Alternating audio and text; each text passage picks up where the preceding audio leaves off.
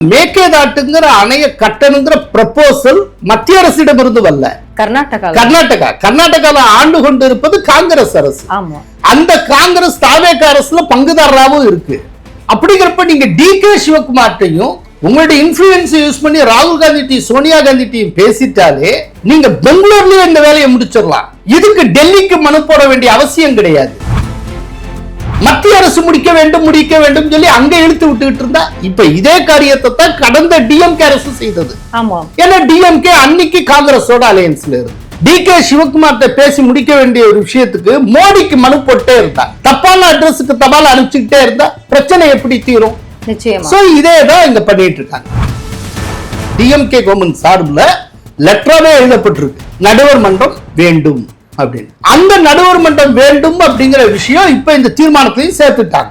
மேகேதாட்டுக்கு ப்ரொபோசலே தப்புங்கிறதா. அப்போ அந்த ப்ரொபோசல் தப்புனா நீங்க சுப்ரீம் கோர்ட்டுக்கு போங்க, சுப்ரீம் கோர்ட்ல போய் நடுவர் மன்றம் அமைக்கணும்னு கேட்கறதுக்கு பதிலா இந்த மேகேதாட்டுக்கு ப்ரொபோசலே கூடாது, அதுக்கான இனிஷியேட்டிவே இருக்கக்கூடாது, இந்த மாதிரி ப்ரொபோசலை முன்னெடுப்பதற்கு கர்நாடக அரசுக்கு தடை விதியுங்கள் கேட்டா அது அர்த்தம் இருக்கு.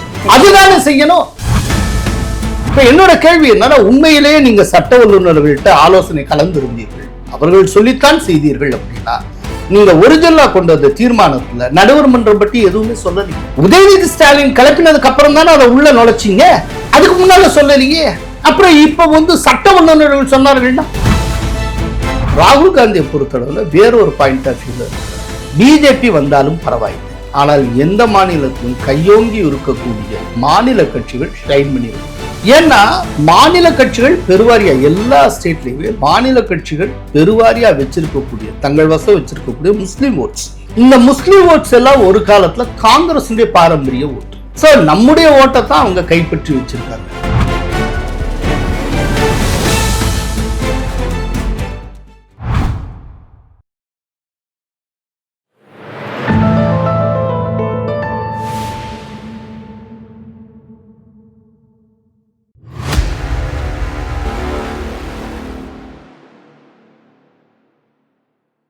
தாமரை டிவி நேயர்களுக்கு அன்பான வணக்கம். இன்று நமது நேர்காணலில் சிறப்பு விருந்தினர் மூத்த பத்திரிகையாளர் நமது கோலாகலா ஸ்ரீனிவாஸ் ஐயா அவர்கள் நம்முடன் இருந்திருக்கிறார். சார் வணக்கம். வணக்கம் சார். இன்னைக்கு மேகதாது விவகாரம், இந்த விவகாரத்தில் காவிரி நீர் மேலாண்மை ஆணையத்தின் மீது நம்பிக்கை இல்லை தமிழ்நாட்டிற்கு, ஆதலால் நடுவர் மன்றம் அமைக்க தமிழக அரசு திட்டமிட்டிருப்பதாக இன்னைக்கு செய்திகள் வெளியாயிருக்கு. இதுல முக்கியமான ஒரு விஷயம், விவசாயிகள் எதிர்ப்பு தெரிவித்திருக்கிறாங்க. இதுல உங்களுடைய கருத்து என்ன, நாங்க தெரிஞ்சுக்கலாமா? அதாவது காவிரி இஷ்யூ தொடர்பா இதுவரைக்கும் தமிழக அரசு சட்டப்பேரவையில் கொண்டு வந்திருக்கிற தீர்மானத்துக்கு எதிராக தமிழக விவசாயிகளே போராட்டம் நடத்தி இருப்பதுங்கிறது இந்த தீர்மானத்துக்கு தான். இதுக்கு முன்னாலே எத்தனையோ தடவை காவிரி இஷ்யூ தொடர்பாக பேரவையில் தீர்மானம் நிறைவேற்றப்பட்டிருக்கு. ஆனால் அதுக்கு சம்பந்தப்பட்ட விவசாயிகள் எதிர்ப்பு தெரிவித்தாங்கிறது இந்த ஒரு தீர்மானத்துக்கு தான். அப்படின்னா இந்த தீர்மானத்தில் இருக்கிற வில்லங்கமான விஷயம் என்ன அப்படிங்கிறத நாம் புரிந்து கொள்ளணும். அதை புரிஞ்சுக்கிறதுக்கு முன்னால் ஃபஸ்ட்டு அந்த மேகேதாட்டுன்னா என்ன, அது எதனால் கர்நாடகத்துக்கு தேவைப்படுகிறது, எதனால் நாம் அதை எதிர்க்கிறோம், இந்த 3 விஷயத்தையும் புரிஞ்சுக்கணும். நிச்சயமா கர்நாடகத்தில் ராமநகரம்ங்கிற டிஸ்ட்ரிக்ட் இருக்குது, அதில் கனகபுராங்கிற ஒரு வட்டம். அந்த கனகபுரா வட்டத்தில் காவிரி ஆறு ஆர்காவதி ஆறு கூடக்கூடிய ஒரு இடம், அதுக்கு பேரே சங்கமம்னு பேர். அந்த இடத்துல ஒரு குறுகலான பகுதி வழியாக காவிரி நீர் ஓடி அதன் வழியாக தமிழ்நாட்டுக்கு சேருது. இது ஒரு வழி. அது ரொம்ப ஒரு குறுகலான பாதை. அந்த குறுகலான பாதையை இந்த பக்கத்துலேருந்து ஒரு ஆடு கூட அப்படி ஜம்ப் பண்ணி தாவிரும், அவ்வளோ குறுகலான பாதை. கன்னட லாங்குவேஜில் ஆட்டுக்கு மேக்கேன்னு பேர், தாட்டுன்னா தாண்டது. ஸோ ஆடு கூட தாண்டக்கூடிய அளவுக்கு குறுகலான பாதைன்னு அர்த்தம். அதுதான் மேகேதாட்டுன்னு பேர். சரி, இந்த மேகேதாட்டு பகுதியில் ஒரு அணையை கட்ட வேண்டும் என்று கர்நாடக அரசு துடிக்கிறது. அதுக்கு என்ன காரணம், அவங்க என்ன காரணம் சொல்றாங்க அப்படின்னா, பெங்களூருடைய குடிநீர் தேவைக்கு 66 டிஎம்சி தண்ணீரை தேக்கி வைப்பதற்கான திட்டம் இது. அதாவது பெங்களூர் மாநகருடைய குடிநீர் தேவைக்கான திட்டம். ஸோ இந்த திட்டத்துக்கு விவசாயத்துக்கு சம்பந்தம் இல்லை. எனவே தமிழக அரசு, தமிழ்நாடு பயப்பட தேவையில்லை. நாங்கள் ஒரு நகரத்தினுடைய குடிநீர் தேவைக்காக இதை பயன்படுத்த போகிறோம் அப்படின்னு அவங்க சொல்றாங்க. ஆனால் இதில் விவரமாக கர்நாடக அரசு மறைக்கக்கூடிய ஒரு செய்தி இருக்கு. ஏற்கனவே பெங்களூருடைய குடிநீர் தேவைக்காக நெட்கல் அப்படிங்கிற நீர்த்தேக்கத்திலிருந்து தண்ணீர் எடுக்கப்பட்டு வருகிறது. இன்னைக்கு வரைக்கும் அது செயலில் இருக்கு, எந்த பிரச்சனையும் இல்லை. நெட்கல்கிற இடத்துல இருந்து அந்த நீர்த்தேக்கத்திலேருந்து இவங்க தண்ணி எடுத்துக்கிட்டு இருக்கப்போ எதுக்கு மேகதாட்டு குறுக்க ஒரு அணை கட்டணும்? இதுதான் நம்ம கேள்வி. சரி, கட்டக்கூடாதுன்னு நாம ஏன் சொல்றோம்? அது ஒரு கேள்வி இருக்கு. அதாவது ஏற்கனவே நீதிமன்றம் தந்திருக்கக்கூடிய தீர்ப்பின்படி பீரியாடிக்கலா காவிரியிலிருந்து கர்நாடக அரசு அவ்வப்போது நீரை ஒரு குறிப்பிட்ட அளவுக்கு, குறிப்பிட்ட டிஎம்சி திறந்து விடணும். அது தீர்ப்பின்படி திறந்து விட வேண்டியது.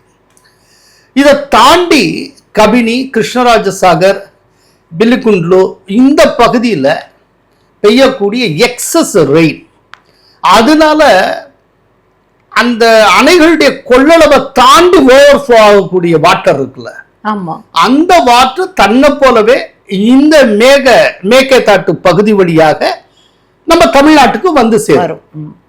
ஸோ இப்போ தமிழ்நாட்டுக்கு காவிரி நீர் அப்படிங்கிறது 2 விதமா கிடைக்குது. ஒன்று, கர்நாடக அரசு அவ்வப்போது நமக்கு திறந்து விடுகிற தண்ணீர். இன்னொன்று, இந்த விதமா உபரி நீர், ஓவர்ஃப்ளோ ஆகக்கூடிய உபரி நீர் தானாகவே நமக்கு வந்து சேரக்கூடியது. இப்ப இந்த தானாகவே வந்து சேரக்கூடிய இந்த உபரி நீரை வச்சுதான் ஜூன் டு செப்டம்பர் காவிரி படுகை அத்தனையும் நீர்ப்பாசனம் நடத்தப்படுகிறது, சாகுபடியே நடத்தப்படுகிறது. இதை வச்சுதான் விவசாயம் ஜூன் டு செப்டம்பர் வரைக்குமான விவசாயத்துக்கு ஆதாரமே இந்த நீர் தான். இப்ப இந்த நீரால தான் திருச்சி, தஞ்சை, நாகை, அப்புறம் கரூர், நாமக்கல், இந்த டிஸ்ட்ரிக்ட்ஸ் எல்லாம் டெல்டா பகுதிகள், இந்த காவிரி டெல்டா பகுதி ஃபுல்லா பயனடைந்து வருகிறது. இப்ப நீங்க ஒன்ஸ் அங்க மேகதாட்டு குறுக்க அணையை கட்டி அந்த தண்ணியை தேக்கிட்டீங்கன்னா, இந்த ஜூன் டு செப்டம்பர் நம்முடைய தேவை இருக்கு இல்லையா, விவசாய தேவை, அதற்கான நீர் அறவே இல்லாமல் போயிடும். ஸோ காவிரியிலேருந்து வர்ற வாட்டருங்கிறதே கர்நாடகம் இறக்கப்பட்டு நமக்கு பிச்சை போடுற மாதிரி கொடுக்குற தண்ணி மட்டும்தான் நமக்கு இருக்கும், வேற எதுவும் இருக்காது. இந்த இடத்துல தமிழ்நாட்டை கொண்டு நிறுத்தணுங்கிறது அவங்க ஐடியா. அதுக்காகத்தான் இந்த மேகதாட்டுவை நான் கட்டுவேன் அப்படிங்கிறத அடம் பிடிக்கிறாங்க. டி.கே. சிவா ரொம்ப கண்டபடியெல்லாம் இதுக்கு முன்னால பேசியிருக்கிறார். தமிழ்நாடு அரசால் எங்களை தடுக்கவே முடியாது, நாங்கள் கட்டியே தீர்வோம், தமிழ்நாட்டுக்கு ஒரு சொட்டு தண்ணீர் கூட தரமாட்டோம், இப்படிலாம் தேசியவாதியான இந்த டி.கே. சிவகுமார் பேசியிருக்கிறார். இப்போ காவிரி விஷயம் சம்பந்தமா கடைசியா வந்த தீர்ப்பு என்ன சொல்லுகிறது அப்படின்னா, காவிரிக்கு குறுக்கே எந்த விதமான ஸ்ட்ரக்சரும் கட்டக்கூடாது. அப்படி கட்டுவதற்கு இந்த காவிரி டிஸ்பியூட்ல சம்பந்தப்பட்டிருக்கக்கூடிய ஸ்டேக் ஹோல்டர்ஸ் சம்மதம் இருக்க வேண்டும். அவங்க சம்மதித்தால் அன்றி நீங்க எதுவும் கட்ட முடியாது. இப்ப காவிரி ரிவர் வாட்டர் டிஸ்பியூட்ல ஸ்டேக் ஹோல்டர்ஸ் யார் யார், சம்பந்தப்பட்ட பார்ட்டிஸ் யார் யாரு? கர்நாடகம், தமிழ்நாடு, பாண்டிச்சேரி, கேரளம். பாண்டிச்சேரி முதற்கட்டு சம்மதிச்சா தான் இந்த மேகதாட்டை கட்ட முடியும், தமிழ்நாடு சம்மதிச்சால் தான் கட்ட முடியும். ஸோ அஸ்பர் தீர்ப்பு நீங்க மேகதாட்டை கட்டவே முடியாது, கட்டக்கூடாது. ரைட்டா? இப்போ கட்டவே முடியாத, கட்டவே கூடாத ஒரு விஷயத்த ஒரு தாவாவா, ஒரு டிஸ்பியூட்டா கர்நாடகா கிளப்பி விடுது. அது ஒரு டிஸ்பியூட், அதை கூடவே கூடாத ஒரு விஷயத்த, இல்லவே இல்லாத ஒரு விஷயத்த இவங்க ஒரு டிஸ்பியூட்டா கிளப்பி விடுறாங்க. இப்போ தமிழக அரசு 19ஆம் தேதி ஒரு தீர்மானம் நிறைவேற்றுகிறது. ஆமா. அந்த தீர்மானம் என்ன சொல்லுகிறது அப்படின்னா, மத்திய அரசுக்கு வேண்டுகோள் விடுப்பது போல அந்த தீர்மானம். முதல்ல அதுவே ஒரு மோசடி. ஏன்னா மேகதாட்டுங்கிற அணையை கட்டணுங்கிற ப்ரப்போசல் மத்திய அரசிடமிருந்து வரல, கர்நாடகால ஆண்டு கொண்டு இருப்பது காங்கிரஸ் அரசு. அந்த காங்கிரஸ் தாவேக அரசுல பங்குதாரராகவும் இருக்கு. அப்படிங்கிறப்ப நீங்க டி.கே. சிவகுமார்ட்டையும் உங்களுடைய இன்ஃப்ளூயன்ஸ் யூஸ் பண்ணி ராகுல் காந்தி டீ சோனியா காந்தி டீ பேசிட்டாலே நீங்க பெங்களூர்லயே இந்த வேலையை முடிச்சிடலாம். இதுக்கு டெல்லிக்கு மனு போட வேண்டிய அவசியம் கிடையாது. இப்போ மேகேதாட்டு கட்டியே தீர்வோம், எங்களுக்கு அது தேவைங்கிற ப்ரொபோசலை கர்நாடக அரசு திரும்ப பெற்றுக்கொண்டு விட்டால் மேகேதாட்டு இஷ்யூன்னு ஒன்று இருக்குமா? இருக்காது. அவங்க தான் ப்ரொபோசல் கொடுக்குறாங்க. ப்ரொபோசல் கொடுக்கறவங்களும் உங்க ஆட்சியில பங்குதாரர். சோ பெங்களூர்ல டிகே சிவகுமார்ட்ட பேசி முடிக்க வேண்டிய ஒரு விஷயத்துக்கு மத்திய அரசு முடிக்க வேண்டும் சொல்லி அங்க இழுத்து விட்டுக்கிட்டு இருந்தா, இப்ப இதே காரியத்தை தான் கடந்த டிஎம்கே அரசு செய்தது. ஏன்னா டிஎம்கே அன்னைக்கு காங்கிரஸோட அலையன்ஸ்ல இருந்தது. டிகே சிவகுமார்ட்ட பேசி முடிக்க வேண்டிய ஒரு விஷயத்துக்கு மோடிக்கு மனு போட்டே இருந்தாங்க. தப்பான அட்ரஸுக்கு தபால் அனுப்பிச்சுக்கிட்டே இருந்தா பிரச்சனை எப்படி தீரும்? நிச்சயமா. இதே தான் இங்க பண்ணிட்டு இருக்காங்க. ஒண்ணு. ரெண்டாவது, இப்போ போட்ட தீர்மானத்துல ரொம்ப ஆபத்தான ஒரு விஷயம் என்னன்னா, அதாவது மேகேதாட்டு அணைய கட்டணும் சொல்லி காவிரி நதிநீர் மேலாண்மை ஆணையத்தை கர்நாடக அரசு வலியுறுத்துகிறது. மேலாண்மை அந்த ஆணையத்தின் மீது எங்களுக்கு நம்பிக்கை இல்லை, அதனால புதிய நடுவர் மன்றம் தேவை, ஒரு ட்ரிபியூனல் அமைக்கணும் அப்படின்னு இவங்க சொல்றாங்க. அது இவங்களும் சொல்லல, சத்தமே இல்லாமல் பூனைக்குட்டி வெளியில வந்தது. எப்படின்னா 19ஆம் தேதி அந்த மேகேதாட்டு தொடர்பாக தீர்மானத்தை நிறைவேற்றாங்க. அப்ப எதிர்கட்சி தலைவராக இருக்க உதயநிதி ஸ்டாலின் சொல்லுகிறார், 2026 மார்ச் 4ஆம் தேதி, அதாவது எலெக்ஷன் ப்ராசஸ் நடந்துட்டு இருந்த டயத்துல ஜல்சக்தி செயலருக்கு எங்களுடைய தமிழகத்தின் நீர்வளத்துறை செக்ரட்டரி ஒரு கடிதம் எழுதினாரு. அந்த கடிதத்துல இது ஒரு புதிய தாவா என்கிற காரணத்தினால புதிய நடுவர் மன்றம் அமைக்க வேண்டும் கோரிக்கை விடுத்திருக்கோம். அதை நாங்க ஏற்கனவே அதை நாங்க கொடுத்திருக்கோம். அந்த கோரிக்கையை இந்த தீர்மானத்துல சேர்க்கணும், அதுக்கேற்றபடி திருத்தம் செய்யணுங்கிற உடனே விஜயும் அந்த திருத்தத்தை நான் ஏற்றுக்கொள்ளுகிறேன், எனவே இது ஏற்றுக்கொள்ள வேண்டும் சபாநாயகருக்கு அவர் சொல்ல உடனே திருத்தம் ஏற்றுக்கொள்ளப்படுகிறது. அப்புறம் அது வாக்கெடுப்புக்கு விடப்பட்டு ஏகமனதாக நிறைவேற்றப்படுகிறது. ரைட்டா? சோ அந்த திருத்தம், அதாவது அவங்க திருத்தம் சொல்றது ஆல்ரெடி தமிழக அரசின் சார்பில் டிஎம்கே கவர்மெண்ட் சார்பில் லெட்டராவே எழுதப்பட்டிருக்கு, நடுவர் மன்றம் வேண்டும் அப்படின்னு. அந்த நடுவர் மன்றம் வேண்டும் அப்படிங்கிற விஷயம் இப்ப இந்த தீர்மானத்திலையும் சேர்த்துட்டாங்க.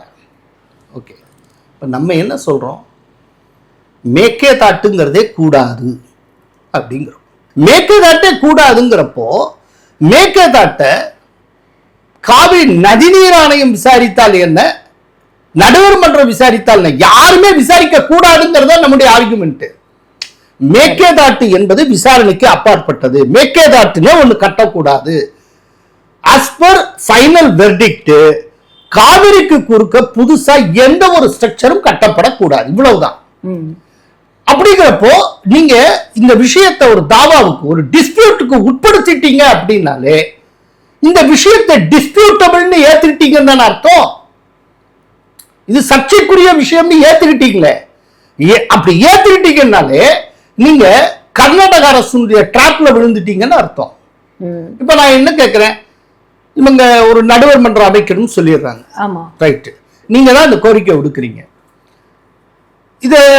இதுக்காக இனிமே உச்ச நீதிமன்றம் போவாங்கன்னு நினைக்கிறேன், ஒரு நடுவர் மன்றம் அமைக்கணும் அப்படின்னு சொல்லிட்டு. இப்ப நாளைக்கு நடுவர் மன்றம் அமைச்சு நடுவர் மன்றம் மேகேதாட்டு அணை கட்டலாம்னு தீர்ப்பு கொடுத்துட்டா நீங்க ஏத்துப்பீங்களா? என் கேள்வி அதுதான். அப்படி ஒரு தீர்ப்பு வராதுங்கிறதுக்கு உங்களுக்கு என்ன உத்தரவாதம் இருக்கு? நிச்சயமா. சரி, அப்படி ஒரு தீர்ப்பு கொடுத்துட்டு நீங்க ஏத்துப்பீங்களா? நீங்க தான் நடுவர் மன்றம் கேட்டீங்க, நீங்க சொன்ன நடுவர் மன்றம் இப்ப மேகேதாட்டு அணை கட்டலாம்னு சொல்லிட்டாங்க, இப்ப நீங்க ஏத்துப்பீங்களா? அன்னைக்கு எதிர்ப்பீங்கல்ல. அப்புறம் எதுக்கு நடுவர் மன்றத்தை கேட்டுக்கிட்டு இருக்கீங்க? நடுவர் மன்றம் தீர்வா? தீர்வு என்ன? மேகேதாட்டுக்கு ப்ரொபோசலே தப்புங்கிறதா. கண்டிப்பா. அப்போ அந்த ப்ரொபோசல் தப்புனா நீங்க சுப்ரீம் கோர்ட்டுக்கு போங்க, சுப்ரீம் கோர்ட்ல போய் நடுவர் மன்றம் அமைக்கணும்னு கேட்கறதுக்கு பதிலா இந்த மேகேதாட்டுக்கு ப்ரொபோசலே கூடாது, அதுக்கான இனிஷியேட்டிவே இருக்கக்கூடாது, இந்த மாதிரி ப்ரொபோசலை முன்னெடுப்பதற்கு கர்நாடக அரசுக்கு தடை விதியுங்கள் கேட்டா அது அர்த்தம் இருக்கு. அதுதானே செய்யணும். செய்யறதை விட்டுட்டு அவங்க ஆணையத்தை வலியுறுத்துறாங்க, அதனால நான் நடுவர் மன்றத்தை வலியுறுத்துறேன்னா நாளைக்கு நடுவர் மன்றம் நமக்கு எதிரான ஒரு தீர்ப்பை வழங்கி விட்டால் அப்போது உங்க நிலைப்பாடு என்ன? அன்னைக்கு மேகேதாட்டு சரி கட்டலாம்னு சொல்லிட்டா நீங்க என்ன செய்வீங்க? அப்புறம் அதை ஏத்துக்கிறத தவிர்த்து உங்களுக்கு வேற வழி இல்லாமல் போயிடும். ஏன்னா நடுவர் மன்றம் வேண்டும் சொல்றதே தமிழக அரசு. சோ இது ஒரு பெரிய ட்ராப். எனக்கு என்னமோ இதுல டி.கே. சிவகுமார் எல்லாருடைய கைவண்ணமும் இருக்கிறதா நான் நினைக்கிறேன். ஏன்னா டி.கே. சிவகுமார் கடந்த கால டிஎம்கே அரசுக்கும் ரொம்ப நெருக்கமானவர், இப்ப இருக்கிற விஜய்க்கும் நெருக்கமானவர். அதே போல கர்நாடகத்தில் இருக்கிற காங்கிரஸ் அப்படிங்கிறது கடந்த கால திமுக அரசுக்கும் தோழனாக இருந்திருக்கிறது, இப்போது இவர்களுக்கும் தோழனாக இருக்கிறது. அப்படிங்கிறப்போ இப்ப அவங்க என்னன்னா தெளிவா ஒரு அரசியல் பண்ண ஆரம்பிச்சிட்டாங்க. என்னன்னா அடுத்து வர தேர்தல் 2029 தேர்தல் ஆகட்டும், ஒவ்வொன்றுக்கும் அவங்களுக்கு இந்த மேகதாட்டு தேவைப்படுது. சோ மேகதாட்டை க்ளோஸ் பண்ணிட்டா மேகதாட்டு இல்லாமல் அவர்களால தேர்தலை சந்திக்க முடியாது. ரைட். அதே நேரத்துல மேகதாட்டுக்கு டோட்டலா விட்டு கொடுத்துட்டால் இங்க இவங்க அரசியல் பண்ண முடியாது. அப்ப மேகதாட்டுவை மேலும் இழுத்தடிக்கிறதுக்கான ஒரு நூதன உத்திய இவங்க நடுவர் மன்றம்னு ஒண்ணு கேட்பாங்க. அவங்க காவிரி மேலாண்மை ஆணையம்னு சொல்லிட்டு போவாங்க, இவங்க நடுவர் மன்றம் சொல்லி இவங்க இழுத்தடிச்சுட்டு இருப்பாங்க. அப்படி இழுத்தடிக்கிறது மூலமா கர்நாடகத்துல காங்கிரஸ் செய்யக்கூடிய அரசியலுக்கு இவங்க முட்டு கொடுப்பாங்க, அவங்க அரசியலை அனுமதிப்பாங்க. அதே நேரத்துல இம்மிடியேட்டா தமிழ்நாட்டுக்கு பாதகமான தீர்ப்பு வராமல் பார்த்துப்பாங்க. சோ இவருடைய நோக்கம் மேகதாட்டு வராமல் தடுப்பதல்ல, மேகதாட்டு தொடர்பான தீர்ப்பு உடனடியாக வராமல் இருப்பது. இவங்க ரெண்டு பேருடைய அரசியல் கேமுக்கு இன்னைக்கு விவசாயிகள் பலியாகி கொண்டிருக்கிறார்கள். அதனாலதான் இந்த சூட்சுமத்தை புரிந்து கொண்ட காரணத்தினால்தான் இப்ப விவசாயிகள் அத்தனை பேரும் ஒன்று திரண்டு தஞ்சாவூர்ல பெரும் போராட்டம் நடத்தி இருக்காங்க. இந்த தீர்மானத்தை கைவிடணும் அப்படின்னு தமிழக விவசாயிகள் சங்கம் போராடுகிறது. இந்த தமிழக விவசாயிகள் சங்கம் யாரு? மார்க்சிஸ்ட் கம்யூனிஸ்ட் கட்சிக்கு சொந்தமானது. மார்க்சிஸ்ட் கம்யூனிஸ்ட் கட்சி வெளியில இருந்து தாவேக அரசை ஆதரித்துக் கொண்டிருக்கிற கட்சி. அந்த கட்சியோட விவசாயிகள் சங்க தலைவர் அவர் பேட்டியில சொல்றார், இந்த திருத்தத்தை திரும்ப பெறணும், இது ரொம்ப மோசமான ஆபத்தான திருத்தம் அப்படி. இன்னொன்னு இப்படி ஒரு கடிதம் எழுதி இருக்கிறதே இதுவரைக்கும் தெரியாது. சோ கடிதம் எழுதின காலத்துல அது வெளியிடாமலே இருந்துட்டு இப்போ அந்த கடிதத்துடைய சாராம்சத்தை இந்த தீர்மானத்துல கொண்டு நுழைச்சு விட்டாங்க. எவ்வளவு விவரம்! சரி, வெளியில தீய சக்தி அப்படின்னு அடையாளப்படுத்தின திமுக விஜய் அப்படித்தான் அடையாளப்படுத்துறாரு. கடைசியில டிஎம்கே சொன்ன சஜஷனை இவர் அப்படியே ஏற்றுக்கொள்ளுகிறார். அது தீய சக்தி, இவர் தூய சக்தியாச்சே. எப்படி தீய சக்தி சொல்றது, தூய சக்தி கேட்கிறது? அப்படி இவங்களுக்குள்ள என்ன அண்டர்ஸ்டாண்டிங்? கண்டிப்பா. சரி, இதுக்கு மத்தியில இன்னொரு பெரிய ஒரு புழுக ஒண்ணு ஆதவ அர்ஜுனா சொல்லுகிறார். அவர் என்னன்னா இந்த நடுவர் மன்றம் சட்ட வல்லுநர்கள் சொல்லித்தான் நாங்கள் செய்திருக்கிறோம் அப்படின்னு.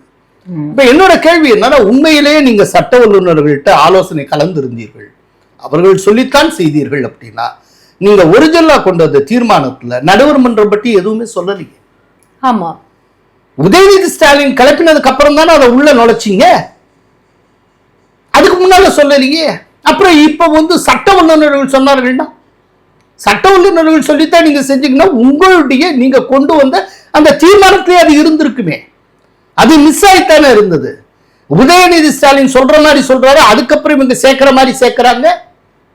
சரி, சட்ட வல்லுநர்கள் சொல்ல எந்த சட்ட வல்லுநர்கிட்ட கேட்டார்? சட்ட வல்லுநர் பேரை சொல்லுங்க, மக்கள்கிட்ட சொல்ல கடமைப்பட்டிருக்கீங்களே. எந்த சட்ட வல்லுநர் நடுவர் மன்றம் தேவைன்னு சொன்னார்? நடுவர் மன்றத்தினால இந்த நன்மைகள் ஏற்படும் எந்த சட்ட வல்லுநர் கொடுத்தார் சொன்னார்? நடுவர் மன்றம் நீங்க சஜஸ்ட் பண்றீங்க, நடுவர் மன்றம் நமக்கு சாதகமாகத்தான் தீர்ப்பை தரும் அப்படிங்கிறதுக்கு என்னங்க உத்தரவாதம் இருக்கு? கண்டிப்பா. அப்படிங்கிறப்போ இது ரொம்ப ஆபத்தானது. இது மொத்த காவிரி படுகையில் இருக்கக்கூடிய விவசாயிகள் எல்லோரையும் ஒரு பொறியில சிக்க வைத்திருக்கிறது இந்த அரசு. இப்ப தாவேக அரசும் சூழ்ச்சி, அரசியல் சூழ்ச்சியாக பல விஷயங்களை செய்து கொண்டுதான் இருக்கு. அரசியல் சூழ்ச்சி நான் என்ன சொல்லுவேன்னா, தொடர்ந்து சொல்லிட்டு தான் இருக்கேன், டிஎம்கே அரசுடைய இரண்டாம் பாகம். தாவேகாவுக்கு டிஎம்கே அரசுக்கு ஏதாவது ஒரு வித்தியாசத்தை நீங்க சொல்லுங்க எனக்கு. எல்லா நிலையிலும் அந்த அரசுடைய தொடர்ச்சி இது. கண்டிப்பா இல்ல, எந்த வித்தியாசமும் இல்ல. இப்போ இந்த உதயநிதி சொல்றாரு, உடனே கேட்கிறாரே, நீங்க சொன்னது போலவே அடுத்தடுத்து இப்போ காங்கிரஸ் கூட தானே இருக்கு, அவங்க கிட்ட கேட்டுக்கலாமே அப்படின்னு வந்து நீங்க சொன்னீங்க இல்லையா? ஆனா காங்கிரஸ் கூட்டணியில இருக்கக்கூடிய முக்கியமான கட்சிகள் எல்லாமே வெளியே போய்கிட்டு தான் இருக்கு. இதுல இன்னொன்னு என்னன்னா, முரண்பாடுகளின் கூடாரமாகவே காங்கிரஸ் இருக்கிறது அப்படின்னு சொல்லி உங்களை போன்ற மூத்த பத்திரிகையாளர்களுடைய கருத்தாக இன்னைக்கு வைக்கிறாங்க. இதுல இந்த கூட்டணி கட்சிகள், இந்தி கூட்டணிக்கான 2.0 இன்னைக்கு தேவையில்லை, காங்கிரசினுடைய மறுமலர்ச்சிக்கான 2.0 தான் தேவை அப்படின்னு சொல்லி சொல்றாங்க. ஆனா இன்னைக்கு ஒவ்வொரு கட்சிகளும் மத்தியிலும் சரி, இங்க இருக்கக்கூடிய மாநிலத்திலும் சரி, இன்னைக்கு காங்கிரசினுடைய நிலை படு மோசமாக இருக்கிறது அப்படின்னு நீங்க இதை எப்படி பாக்குறீங்க சார்? உங்களுடைய கருத்தை நாங்க என்னவாக தெரிஞ்சுக்கணும்? அதாவது காங்கிரஸோட கூட்டணி கொண்டு இருக்கக்கூடிய பல்வேறு கட்சிகள் அவங்க காங்கிரஸோட கூட்டணியை தொடர்றதுல தயக்கம் காட்டுறாங்க. என்னென்னா, காங்கிரஸோட இருந்தால் நிறைய தொகுதிகள் கேட்குறாங்க, நிறைய தொகுதிகள் காங்கிரஸுக்கு தந்தால் அத்தனையும் தோத்துருது, அதனாலே ஆட்சி அமைக்க முடியாமல் போய்விடுகிறது. இப்போ உதாரணத்துக்கு சொல்லணும்னா பீகார் எடுத்துக்கோங்க. பீகாரில் தேஜஸ்வி யாதவ்கிட்ட அளவுக்கு அதிகமாக தொகுதியை பெறணும்னு முயற்சி பண்ணாங்க. கடைசியில் வேட்புமனு தாக்கல் செய்கிற வரைக்கும் அவங்க தொகுதி பங்கீடே செஞ்சு முடிக்கல, ஆளாளுக்கு தனித்தனியாக அனௌன்ஸ் பண்ணாங்க, படுதோல்வி அடைஞ்சாங்க. இதே போல் நீங்கள் கேஜ்ரிவால் எடுத்துக்கங்க. கேஜ்ரிவால் வந்து டெல்லி எலெக்ஷன் நடந்தப்போ காங்கிரஸோட கூட்டணி வைக்க தயாராக இருந்தார், அவங்க முடியாதுன்னாங்க. கடைசியில் கேஜ்ரிவால் தோற்கடிக்கப்பட்டார்.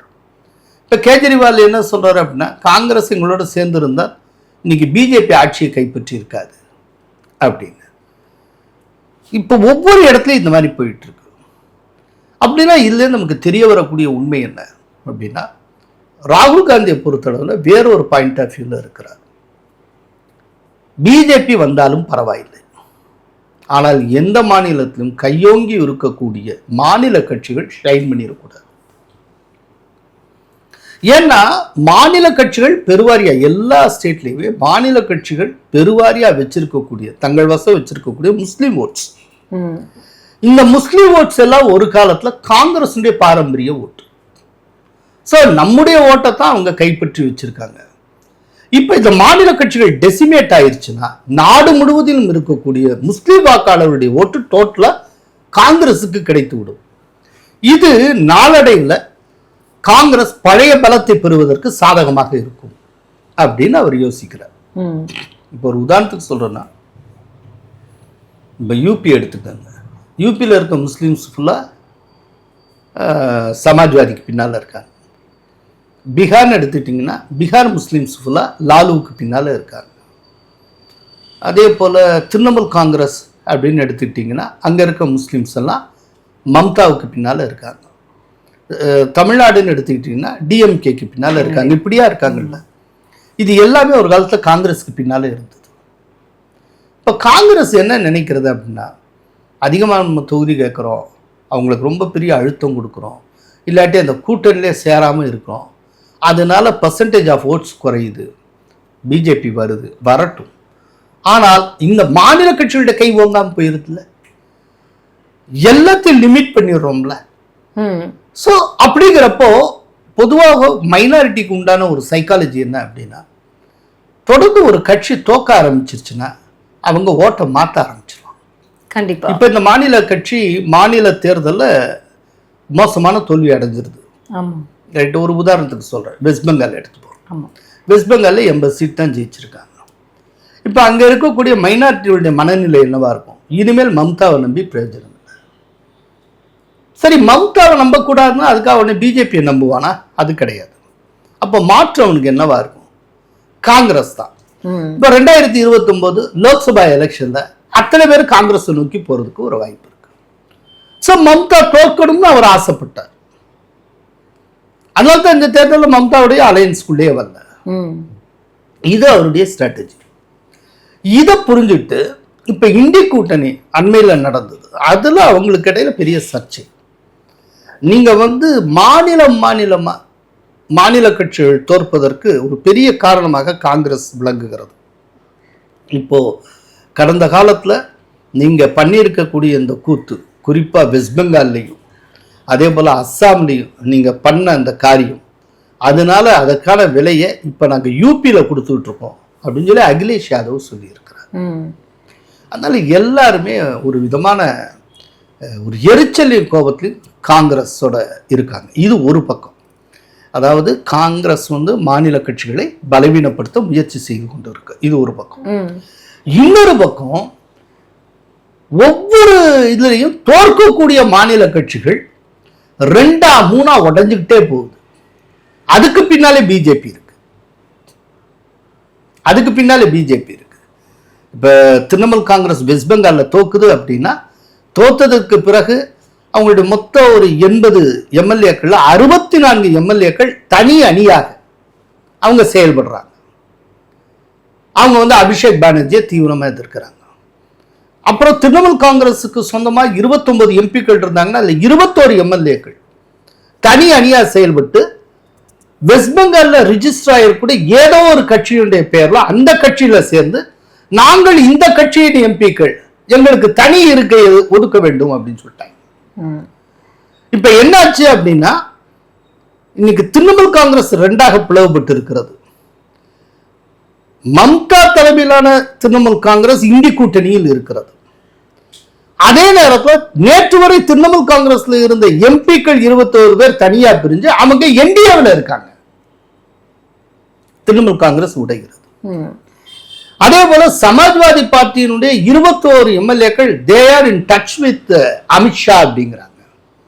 அவங்க எப்ப வேணாலும் வெளியில வருவாங்க அப்படின்னு. மகாராஷ்டிரா எடுத்துக்கிட்டீங்கன்னா உத்தவ் தாக்கரே தலைமையிலான அந்த அந்த கட்சியில மொத்தம் 9 எம்பிக்கள் இருக்கா. 9 எம்பிக்கள்ல 6 பேர் வெளியில வரப்போறாங்க. அந்த 6 பேருடைய பேர் வந்துச்சு. அந்த 6 பேர்ல ஒருத்தர் நேற்று கொடுத்த இன்டர்வியூல நான் வெளியில் வந்து விட்டேன் அப்படின்னு சொல்லிட்டார். அவர் ஏக்நாத் ஷிண்டே பக்கம் அவர் போறேன் அப்படின்னு சொல்லிட்டாரு. அதே போல இப்ப தமிழ்நாடு எடுத்துக்கோங்க. டிஎம்கேயோட இருந்த கூட்டணி டோட்டலா காலி. இன்னைக்கு தேமுதிக மட்டும்தான் இருக்கு. வைகோ எப்ப வேணாலும் மார்ச் பாஸ் பண்ணுவார் போல இருக்கு. இப்படி ஒவ்வொரு கட்சிகளும் அதே போல ஐயுஎம்எல் நாங்க இப்ப டிஎம்கே கூட்டணி இல்லைன்னு சொல்லி டிக்ளேர் பண்ணிட்டாங்க. எல்லாமே கம்ப்ளீட்டா மாறி போச்சு. ஏடிஎம்கே அப்படின்னு எடுத்துட்டா அவங்க உடையிறாங்க, வெளியில வர்றாங்க, திரும்ப சேர்றாங்க, திரும்ப போறாங்க, ஒரே தள்ளு முள்ளு அது போய்கிட்டே இருக்கு. அப்படிங்கிறப்போ இந்த 5 மாநில தேர்தலுக்கு பிறகு மாநில கட்சிகள் எதுவும் மாநில கட்சிகளாகவே இல்லை. அது வந்து ரொம்ப ஷேப்லெஸ்ஸா போயிட்டு இருக்கு. ஒரு பக்கம் அது கூட இருந்தே அதை பலவீனப்படுத்துகிற முயற்சியில காங்கிரஸ் ஈடுபடுகிறது. வெளியில இருந்து அவற்றை பலவீனப்படுத்துகிற முயற்சியில் பிஜேபி ஈடுபடுகிறது. அப்போ இந்தியா முழுக்க டோட்டலா இதை கலெக்டிவா பார்த்தீங்கன்னா ஒரு விஷயம் தெரியுது. இப்போ அண்டர் கரண்டா போயிட்டு இருக்கிறது என்னன்னா, மாநிலங்களிலேயே தேசிய கட்சிகள் கொஞ்சம் கொஞ்சமாக வலுப்பெற்று வருகின்றன. விதிவிலக்கா ஒரு சில மாநிலங்கள் இருக்கலாம், ஆனால் பரவலா தேசிய கட்சிகள் வளர்ந்து வருகின்றன. தேசிய கட்சி தன்னுடைய சிறகை விரிக்கிறது. அது வந்து பிஜேபி பிரம்மாண்டமான முறையில் வளர்கிறது. காங்கிரஸ் வளர முயற்சி செய்கிறது. அதே நேரத்தில் மாநில கட்சிகள் சுருங்கி கொண்டே வருகின்றன. இது ஏதோ ஒரு ஸ்டேஜில் அமெரிக்காவில் இருக்கிற மாதிரி இந்த 2 பார்ட்டி சிஸ்டம் இருக்கு பாருங்க, அந்த இடத்துக்கு போகும் போல இருக்கு. அது இம்மிடியேட்டா போயிடாது, ஆனா அதை நோக்கின ஒரு முன்னகர்வு அப்படின்னு எடுத்துக்கலாம். இல்லை இது இன்னொரு சர்ச்சை இருக்கு. இப்படி மாநில கட்சிகள் ரொம்ப சுருங்கிறதும் மாநில கட்சிகளுடைய ரெப்ரசன்டேஷன் காணாமலே போயிட்டு இருக்கிறது இந்தியாவுக்கு நல்லதா, ஜனநாயகத்துக்கு நல்லதா, இதெல்லாம் கேள்வி இருக்கு. அதெல்லாம் 2வது கட்டம். ஆனா இப்ப நடப்பு நிலை மாநில கட்சிகள் சுருங்குகின்றன. தேசிய கட்சிகளுடைய பரவல் தீவிரமாகிக் கொண்டு வருகிறது. இப்ப நீங்க சொன்னது போல தேசிய கட்சிகளுடைய பரவல் அதிகமாக இருக்கிறதுன்னு நீங்க சொன்னீங்க இல்லையா? அதை வந்து வலுப்படுத்துவதற்காக இன்னும் 2 வாரங்களில் தமிழகத்திற்கு வருகை தர இருக்கிறார் அமித்ஷா அப்படிங்கிற ஒரு செய்தி தான் இன்னைக்கு தினமலர்ல ஹைலைட். பரவலை வலுப்படுத்துறதுன்னா 2 வாரத்துல திடீர்னு ஃபெர்டிலைசர் எல்லாம் போட்டு வலுப்படுத்திட முடியாது. இந்த 2 வாரத்துல 1 வாரத்துல அரை நாள் 4.25 நாளிகை எல்லாம் செஞ்சிட முடியாது. இது வந்து ஒரு போக்கு. இது ஒரு போக்கு. இதுல அமித்ஷா வர்றதுக்கு பின்னால பல காரணங்கள் இருக்கும். அண்ணாமலை இல்லை, இப்போ அந்த சூழ்நிலை அவர் இங்க வருகிறார். இப்ப இங்க என்ன நிலவரம், கட்சியில எப்படி போயிட்டு இருக்கு, என்ன ஏது, அது கட்சியுடைய தலைவர் நயினார்ட்ட டிஸ்கஸ் பண்ணுவார், மற்றவங்கள்ட்ட டிஸ்கஸ் பண்ணுவார். கட்சியை வந்து வேகமா தமிழகத்துல வளர்க்கறதுக்கான ஐடியாஸையும் ஆலோசனைகளும் அவர் வழங்கி விட்டு செல்வார். அந்த மாதிரி உண்டு.